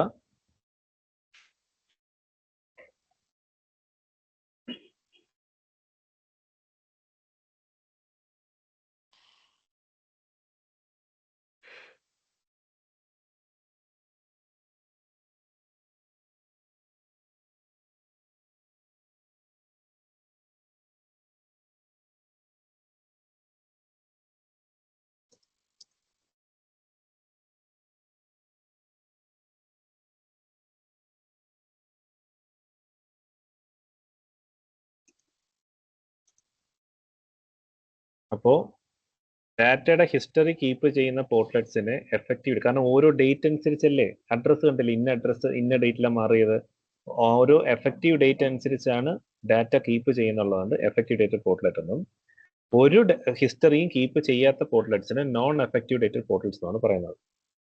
ഇത് എന്തിനാന്നുള്ളതെന്ന് വെച്ച് കഴിഞ്ഞാൽ അതിന്റെ ഗുണം ഞാനിപ്പം എന്റെ കമ്പനി സിസ്റ്റത്തിൽ കാണിച്ചു തരാം.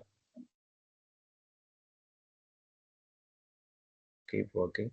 ഞാനന്ന് മാനേജറിനെ മാറ്റുന്ന ഓർമ്മ ഉണ്ടായിരുന്നോ? മാനേജറിനെ നമ്മള് സൂപ്പർവൈസറിനെ മാനേജറാക്കി മാറ്റിയത് കണ്ടിട്ടുണ്ടായിരുന്നു? ഇല്ലല്ലോ. ഇല്ല. അപ്പൊ നമ്മൾ അത് എടുത്തിട്ടില്ല, കാരണം സിസ്റ്റം പ്രശ്നമായിരുന്നു. ഇപ്പോ സോഫിയ,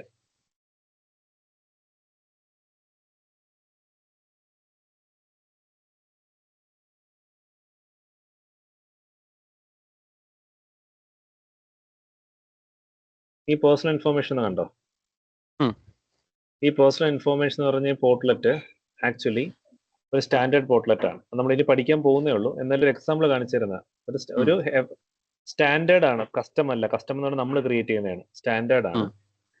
ഇതിന്റെ അകത്ത് എനിക്കിപ്പം സുരാഗ് എന്ന് പറഞ്ഞ് എനിക്ക് ഒരു ലൈൻ ആയിട്ട് ആഡ് ചെയ്യണം, ഒരു ഫീൽഡ് ആഡ് ചെയ്യണം. സുരാഗ് ഒരു ഫീൽഡ് ആഡ് ചെയ്യണം ഫ്രണ്ട് എൻഡിൽ.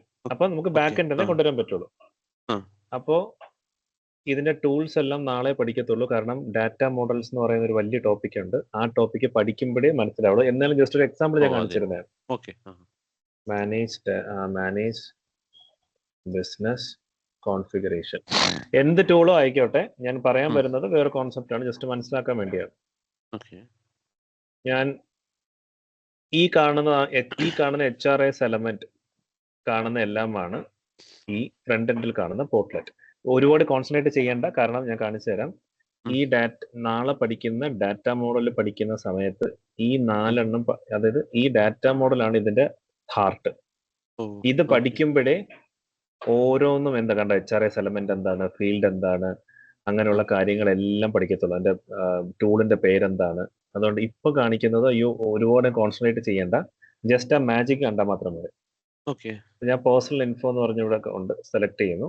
സെലക്ട് ചെയ്തിട്ട് ടേക്ക് ആക്ഷൻ, മേക്ക് കറക്ഷൻ. ഏറ്റവും താഴെ വന്നിട്ട് ഇതെല്ലാം അവിടെ കിടക്കുന്ന ഫീൽഡുകളാണ്. അതായത് പേഴ്സണൽ ഇൻഫോർമേഷൻ എന്ന് പറയുന്ന ഈ ലേബൽ ആണല്ലോ ഫ്രണ്ട് എൻഡിൽ വരുന്നത്. അപ്പം പേഴ്സണൽ ഇൻഫോർമേഷൻ എന്ന് പറയുന്ന ഈ പോർട്ട്ലെറ്റിന്റെ അകത്ത് കാണുന്ന ഓരോ ഫീൽഡും കണ്ടോ, ഫസ്റ്റ് നെയിം ലാസ്റ്റ് നെയിം, അതല്ലേ ഇവിടെ കിടക്കുന്നത്, ഫസ്റ്റ് നെയിം ലാസ്റ്റ് നെയിം. പക്ഷെ ലേബൽ അല്ലേ ഫ്രണ്ടിൽ കാണുന്നത്. ഫസ്റ്റ് നെയിം പാസ്പോർട്ടും ലാസ്റ്റ് നെയിം പാസ്പോർട്ടും കാണുന്ന ഈ ലേബലാണ് ഇതാ ഇവിടെ കിടക്കുന്നത്. അതുപോലെ ഞാൻ ഏറ്റവും താഴെ വന്ന് ലേബൽ മാറ്റണമായിരിക്കും. ലേബൽ അല്ല, പുതിയൊരു ഫീൽഡ് ആഡ് ചെയ്യാണ്. ഞാൻ കസ്റ്റംസ് സുരാഗ് എന്ന് പറഞ്ഞ് ഒരു ഫീൽഡ് ആഡ് ചെയ്യുന്നു.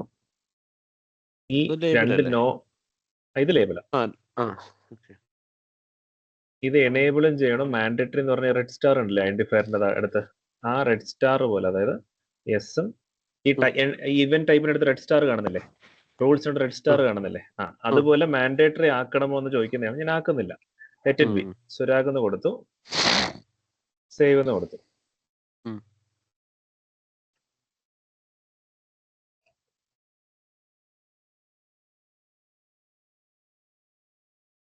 സ്വാഭാവികമായിട്ടും ബാക്ക് എൻഡിൽ ക്രിയേറ്റ് ചെയ്ത് കഴിഞ്ഞാൽ അത് ഫ്രണ്ട് എൻഡിൽ വരണം.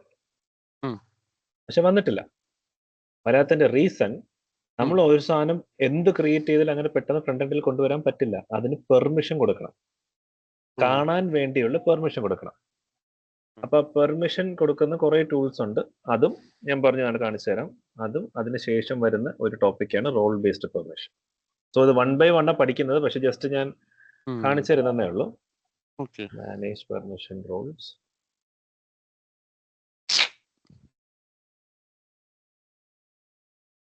ഓ, അമ്മര് പെർമിഷൻ എടുത്ത് മാറ്റിയോ? അവരെ മതിയില്ലല്ലോ. കുഴപ്പമില്ല. പ്രോക്സി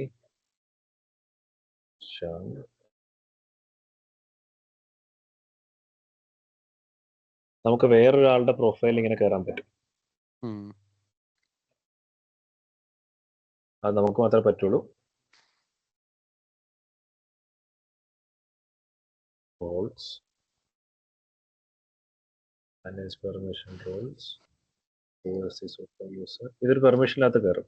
ഇങ്ങനെ ഓരോ ഗ്രൂപ്പ് ഓഫ് ആൾക്കാർക്കും ഓരോ സെറ്റ് ഓഫ് പെർമിഷൻ സെറ്റ് ചെയ്തിട്ടുണ്ട്. പേറോളിലെ ആൾക്കാർക്ക് എന്ത് കാണാം, മാനേജർമാർക്ക് എന്ത് കാണാം, HRBPക്ക് എന്ത് കാണാം, ഇനി സാധാരണ ഒരു എംപ്ലോയിക്ക് എങ്ങനെ കാണാം, സെക്രട്ടറിക്ക് എങ്ങനെ കാണാം, അങ്ങനെ സെറ്റ് ചെയ്തിട്ടുണ്ട്. നമ്മൾ സൂപ്പർ യൂസേഴ്സ് എന്നാണ് വിളിക്കുന്നത്. സൂപ്പർ അഡ്മിൻസ് അല്ലെങ്കിൽ സൂപ്പർ യൂസർ എന്നാണ് നമ്മളെ ഫംഗ്ഷണൽ കൺസൾട്ടന്റ് എന്ന് വിളിക്കുന്നത്. എന്ത് സാധനം ആദ്യം ടെസ്റ്റ് ചെയ്യുന്ന സമയത്ത് നമ്മളത് നോക്കണം. അപ്പോൾ നെക്സ്റ്റ്, നേരത്തെ ഞാൻ പഠിപ്പിച്ചല്ലോ, ഈ പേഴ്സണൽ ഇൻഫോർമേഷൻ എന്ത് പോർട്ടലറ്റ് ആണ്? ഹിസ്റ്ററി ഉള്ളതാണോ ഹിസ്റ്ററി ഇല്ലാത്തതാണോ? പേഴ്സണൽ ഇൻഫർമേഷൻ ഹിസ്റ്ററി ഉള്ളതാണ്. അതിലല്ലേ നമ്മുടെ അഡ്രസ് വരുന്നത്? അതിന്റെ അകത്താണ് അഡ്രസ് വരുന്നതിനകത്ത് തന്നെയാണ്. പക്ഷെ അപ്പൊ ഹിസ്റ്ററി ഉള്ളപ്പോ എന്ത് പേരാ ഞാൻ പറഞ്ഞത്? Effective dated portlets. Effective dated portlets. Okay. അപ്പൊ ഇവിടെ താഴെ വരുമ്പോ, ഈ ലെഫ്റ്റ് സൈഡിൽ താഴെ വരുമ്പോ എംപ്ലോയി സെൻട്രൽ എഫക്റ്റീവ് ഡേറ്റഡ് എന്ന് കണ്ടോ? എൻറ്റിറ്റീസ് ഇവിടെ കണ്ടോ? എൻറ്റിറ്റി എന്ന് പറയുമ്പോൾ ഓരോ സ്ഥലത്തും ഓരോ അർത്ഥത്തിലായിരിക്കും വരുന്നത്. എൻറ്റിറ്റി. ഞാനത് സെലക്ട് ചെയ്തു. സെലക്ട് ചെയ്യുമ്പോൾ തന്നെ കാണുന്നുണ്ടോ പേഴ്സണൽ ഇൻഫോർമേഷൻ? അതിൽ കാണണോ, ഹിസ്റ്ററി കാണണോ, എഡിറ്റ് ചെയ്യണോ, കറക്റ്റ് ചെയ്യണം, ഡിലീറ്റ് ചെയ്യണം എന്നാണ് ചോദിക്കുന്നത്. ഇവിടെ നമ്മുടെ ഫീൽഡ് സുരാഗാണ്. അപ്പം ഇവിടെ ആൽഫബറ്റിക്കൽ അല്ല പോകുന്നത്. സുരാഗ് കണ്ടോ? വ്യൂ ചെയ്യണം, വ്യൂ ഹിസ്റ്ററി ചെയ്യണം, എഡിറ്റ് ചെയ്യണം, കറക്റ്റ് ചെയ്യണം, ഡിലീറ്റ് ചെയ്യണം. ഇത് ആർക്ക് മാത്രമേ കൊടുത്തിട്ടുള്ളൂ? നമുക്ക്, AOC സൂപ്പർ യൂസർ. HR-നോ മാനേജറിനോ എംപ്ലോയിക്കോ ആർക്കും കൊടുത്തിട്ടില്ല. അവർക്കും ഇതേപോലെ ഓരോ പെർമിഷന്റെ അകത്ത് കയറി അവരുടെ പെർമിഷൻ എടുത്ത് അതിൻ്റെ അകത്ത് കൊടുത്താൽ മാത്രമേ അവർ കാണാൻ പറ്റുള്ളൂ. ഇനി ഞാൻ ബിക്കം സെൽഫ് എന്നടിക്കുന്നു. പ്രോക്സി ഒക്കെ പഠിപ്പിച്ചു തരാം, പേടിക്കണ്ട. ഇതൊന്നും ഇത് ക്ലാസ് അല്ല കേട്ടോ, ഇത് ജസ്റ്റ് ഒന്ന് ഓർവ്യൂ തരുന്നതിന് അടുത്ത ക്ലാസ്സിലേക്ക് പോകുന്നത്. അതെ. ഇനി പീപ്പിൾ പ്രൊഫൈലിൽ പോയി റിഫ്രഷ് ചെയ്താൽ ഒന്നോ സുരാഗനെ കണ്ടോ? അപ്പോ എന്നാൽ ഇനി ഞാൻ വേറൊരാളായിട്ട്, ഫോർ എക്സാമ്പിൾ ഈ സോഫിയ എന്ന് പറയുന്ന ഇവരായിട്ട് തന്നെ ഞാൻ പ്രോക്സി ചെയ്യാൻ പോവാണേ. ROSASA proxy. ROSASA. അവര് ഈ കമ്പനിക്കകത്ത് സൂപ്പർ അഡ്മിൻ അല്ലെങ്കിൽ അവർക്ക് കാണാൻ പറ്റില്ല, ആണെങ്കിൽ കാണാൻ പറ്റും. അതെങ്ങനെ കണ്ടുപിടിക്കാന്നുള്ളതും ഞാൻ പഠിപ്പിക്കാം. ഒരു എംപ്ലോയിക്ക് എന്തൊക്കെ പെർമിഷൻ ഉണ്ടോ എന്നുള്ളത്. ഇപ്പതാ ഞാൻ അവരായിട്ട് ലോഗിൻ ചെയ്തിരിക്കുന്നത്. Kevin Simpson on behalf of Sophia. ഇപ്പൊ സോഫിയയുടെ പ്രൊഫൈലിലാണ് ലോഗിൻ ആയിരിക്കുന്നത്. ഇനി ഞാൻ വ്യൂ മൈ പ്രൊഫൈൽ എന്ന് സെലക്ട് ചെയ്യുമ്പോഴേക്കും സോഫിയയുടെ പ്രൊഫൈലിൽ തന്നെ പോകുന്നത്. ഇനി ഞാൻ സുരാഗ് ഉണ്ടോ? ഇല്ല. കാരണം അപ്പൊ ഇവർ സൂപ്പർ അഡ്മിൻ അല്ല, അല്ലെങ്കിൽ സൂപ്പർ യൂസർ അല്ല. അവരുടെ റോളിൽ ഞാൻ ആക്സസ് കൊടുത്തിട്ടില്ല. ഇപ്പൊ മനസ്സിലാവുന്നുണ്ട് എങ്ങനെ കൺട്രോൾ ചെയ്യാനാണ്, ആരെന്ത് കാണണം കാണണ്ടെന്നുള്ളത്. കമ്പനി പറയുന്നതനുസരിച്ച് നമുക്ക് ചെയ്യാൻ പറ്റും. പക്ഷെ ഈ മാനേജ് പെർമിഷൻ റോൾസ് ഒക്കെ ആക്സസ് നമുക്ക് മാത്രമേ ഉള്ളൂ. സൂപ്പർ യൂസർ ആയതുകൊണ്ട്, സൂപ്പർ യൂസർ ആയതുകൊണ്ട് വേറെ ആർക്കും കൊടുക്കത്തില്ല, കിട്ടത്തുമില്ല. ഇപ്പൊ മനസ്സിലായി, നമ്മൾ ബാക്ക് എൻഡാ കളിക്കുന്നത്. ഡാറ്റയുമായിട്ട് നമുക്ക് ഒരു ബന്ധമില്ല. ഡാറ്റയുമായിട്ട് ഒരു ബന്ധമില്ല. എനേബിളും ഡിസേബിളും ചെയ്യുമ്പോഴും അതിന് ഇമ്പാക്റ്റ് ഒക്കെ നോക്കണം. കാരണം കോൺഫിഡൻഷ്യൽ ഡീറ്റെയിൽസോ അല്ലെങ്കിൽ അത്രയും, ഫോർ എക്സാമ്പിൾ കമ്പനി പറയാണ് ജെൻഡർ ആരും കാണാൻ പാടില്ല, എന്നിട്ട് ജെൻഡർ എങ്ങാനും കണ്ടു കഴിഞ്ഞാൽ അതിപ്പോ ആ രാജ്യത്തെ ലോ ആണെങ്കിൽ അതൊരു പ്രശ്നമാവും. അതൊരു പ്രശ്നം. അപ്പം നമുക്കങ്ങനെ ചുമ്മാ ഒരു സിസ്റ്റം എന്ന രീതിയിൽ തമാശ കളിക്കാൻ, ഓഡിറ്റ് ഒക്കെ ഉണ്ടാവും, തമാശ കളിക്കാനും പറ്റില്ല. പിന്നെ ഇതിൽ ആരെന്തൊക്കെ ചേഞ്ച് ചെയ്താലും എവിടെയൊക്കെ ചേഞ്ച് ചെയ്താലും ശ്രദ്ധിച്ചൊന്നും അറിയത്തില്ല. ഈ ബാക്ക് എൻഡ് ടൂൾസിലും ഫ്രണ്ട് എൻഡിലും നമ്മുടെ പേര് വരുന്നുണ്ടോ? അപ്ഡേറ്റഡ് ബൈ കെവിൻ സിംസൺ, എന്റെ employee ID on Wednesday January 7 ആണല്ലേ. അതുപോലെ എല്ലാ സ്ഥലത്തും അതുണ്ടായിരിക്കും. അതുകൊണ്ട് നമുക്ക് അങ്ങനെ എസ്കേപ്പ് ആവാൻ പറ്റില്ല. ടൈം സ്റ്റാമ്പ് എന്നാണ് അതിനെ വിളിക്കുന്നത്. Time stamp. ഈ ടൈം സ്റ്റാമ്പ് വരുന്നുള്ളത് നമുക്ക് ചുമ്മാ എസ്കേപ്പ് ആവാൻ പറ്റത്തില്ല. അപ്പൊ അതുകൊണ്ട് സൂക്ഷിച്ച് വേണം നമ്മൾ കാര്യങ്ങൾ ചെയ്യാനായിട്ട്. എന്ത് ചെയ്യുന്നതിന് ഒരു റീസൺ ഉണ്ടായിരിക്കണം. നമുക്ക് ഈ സിസ്റ്റം ഫുൾ ആക്സസ് ഉണ്ടെങ്കിലും നമുക്കൊരു റിക്വയർമെന്റ് കിട്ടാതെ നമ്മൾ തൊടാനേ പോകാൻ പാടില്ല. അവര് നമ്മളോട് റിക്വയർമെന്റ് പറയുന്ന അനുസരിച്ച് നമ്മൾ വർക്ക് ചെയ്യുന്നല്ലാതെ അല്ലാതെ ഈ സിസ്റ്റത്തിനകത്ത് നമ്മൾ സ്വന്തമായിട്ട് ഒരു കാര്യവും ചെയ്യാൻ പോകുന്നില്ല. ഓക്കെ ആണോ? ഓക്കെ. അപ്പൊ നാളെ നമുക്ക് ഡാറ്റ മോഡൽ തുടങ്ങുമ്പോഴേക്കും ഇതിപ്പം സിസ്റ്റം ഇപ്പൊ നോക്കിക്കഴിഞ്ഞാൽ ഏകദേശം ഒരു കാര്യം സുരാഗിന് മനസ്സിലായിട്ടുണ്ട്. ഇനി ഡാറ്റ മോഡൽ എന്ന ടോപ്പിക്ക് തുടങ്ങുമ്പോഴാണ് ഇതിൽ എന്താണ്, ഏതൊക്കെ ടൂളാണ് മാൻഡേറ്ററി, എങ്ങനെയാണെന്നുള്ളതിൽ പഠിക്കാൻ പോകുന്നത്. ഓക്കെ, സോ ഹോപ്പ്ഫുള്ളി നാളെ സിസ്റ്റം നമുക്ക് അത് ഇല്ലെങ്കിലും ഞാൻ എന്റെ സിസ്റ്റത്തിൽ പഠിപ്പിക്കാം. ബട്ട് മൺഡേ ഓൺവേർഡ്സ് എന്തായാലും പുതിയ സിസ്റ്റം കിട്ടും. അത് സുരാഗ് പ്രാക്ടീസ് ചെയ്യും. ചിലപ്പോൾ നാളെ ഇന്നോ കിട്ടും, എന്നാലും പ്രാക്ടീസ് ചെയ്യാം. ജസ്റ്റ് നമുക്ക് യൂസർ നെയിം പാസ്വേഡ് വെച്ച് ലോഗിൻ ചെയ്ത് അങ്ങനെ അത്രേ ഉള്ളൂ. വേറെ ഒരു റെസ്ട്രിക്ഷൻസും ഇല്ല. ചുമ്മാ ചെയ്യാം. അത് ഏത് സിസ്റ്റത്തിനും യൂസ് ചെയ്യാം. കമ്പനി, നിങ്ങളുടെ കമ്പനി സിസ്റ്റം ആണെങ്കിലും ശരി യൂസ് ചെയ്യാൻ പറ്റും, ഒരു കുഴപ്പമില്ല. അതാ ഞാൻ ചോദിച്ചത്. Thank you Surag, and see you tomorrow.